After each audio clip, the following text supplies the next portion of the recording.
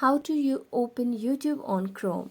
Hello everyone, welcome to this channel. I'm Emily and I'm here to help you out today. So without any delay, let's get started. So first of all, what you have to do is just open up the Chrome browser on your device, and on the search bar, all you have to just type is youtube.com. Now just type for youtube.com over here. And as you tap on that, you'll be able to see the YouTube application or YouTube on Chrome on the Android. Next, you can also turn on the desktop side or not if you want to. Right now it's in the desktop side, but if you do not want, you can also toggle that off and you'll be able to see the YouTube application over here in the mobile version. So thank you so much for watching this video. If you enjoyed watching this video, don't forget to like, subscribe and hit the bell notification for more updates. That's it for today. See you next time.